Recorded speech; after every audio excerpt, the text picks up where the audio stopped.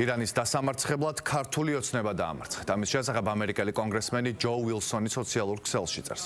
უილსონი წერს, ანტიამერიკულ პარტია ქართულ ოცნებას ძალიან ეშინია, რომ ამერიკელები გაიგებენ, რომ ისინი ირანის რეჟიმთან თანამშრომლობენ, ამიტომ ყველაფერს აკეთებენ, რომ გააჩუმონ ექსპერტები, რომლებიც ამ ფაქტს აღნიშნავენ. ირანის დასამარცხებლად ქართული ოცნება დაამარცხეთ, წერს უილსონი.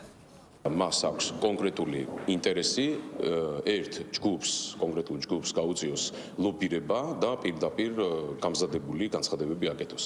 არასერიოზულია და სამწუხაროა, როდესაც ამხელა უმაღლესი პოლიტიკური თანადროობის, მით უმეტეს ამხელა ქვეყნის, ამერიკის შეერთებული შტატების უმაღლესი პოლიტიკური თანადროობის პირის მხრიდან ვისმენთ ასეთ არაადეკვატურ და ასეთ გაუაზრებელ და გამოუგნებელ განცხადებებს.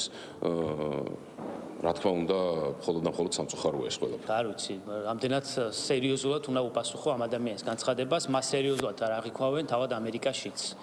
ამ ადამიანის ინტერესები ჩვენ ვნახეთ, საზოგადოებამ ვნახა რა ამოძრავებს, ეს არის კონკრეტული ფინანსური, პოლიტიკური ინტერესები, რომელიც პირდაპირ არის მიბმული ნაციონალურ მოძრაობასთან.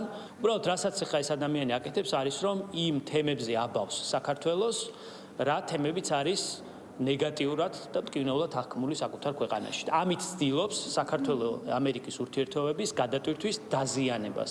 ძალიან მათ შორის იმ და ძალიან პოზიტიური შეხვედრების დინამიკის და ურთიერთობების, რაც იყო ბოლო პერიოდის განმავლობაში. მათ შორის ჩემი კოლეგების ამერიკაში ვიზიტის დროს.